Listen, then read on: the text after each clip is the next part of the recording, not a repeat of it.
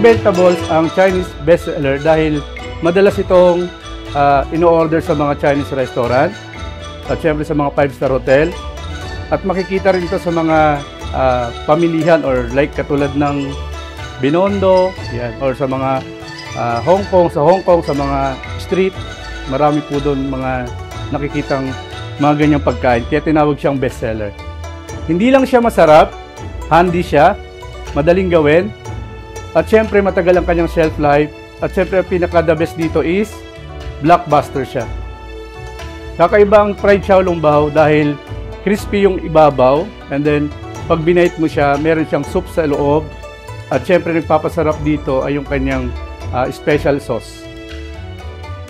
Guys, ang laba buchi, alam naman nating lahat na ang buchi ay bestseller sa mga Chinese restaurant, but this time mas ginawan ko ng twist.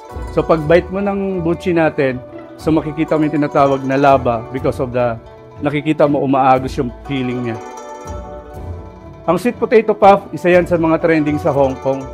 At isa rin yan sa mga bestseller sa mga supermarket and mga bake shop sa Hong Kong. At the same time, napakaganda ng itsura niya. May kaliskis and then nagbibigay ng crispiness yung sesame seed pag dinipre mo siya, or pwede rin siya sa oven. Okay, ang mushroom bun guys, sobrang ganda kasi kakaiba siya. Hindi siya yung literal na nakikita natin na sweet bun. Ito ay may kakaibang twist or yung itsura niya. Hindi mo akalaing magiging itsura siyang mushroom. Ang radish cake, default na siya or automatic na siyang in-order sa mga Chinese restaurant and also sa mga 5-star hotel. Ang maganda dito guys, pag binite mo siya or kinagat mo, crispy yung ibabaw, then sa loob, soft and also yummy or masarap talaga. Fresh Chinese lumpia, yan. Isa yan sa mga trending sa Binondo.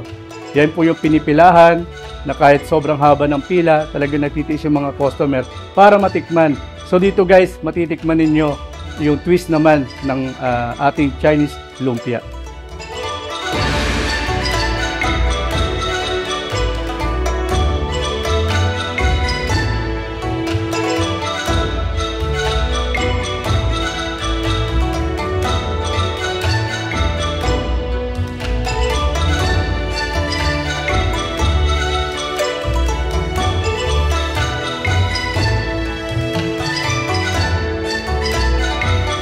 Oh, ano pang inaantay nyo?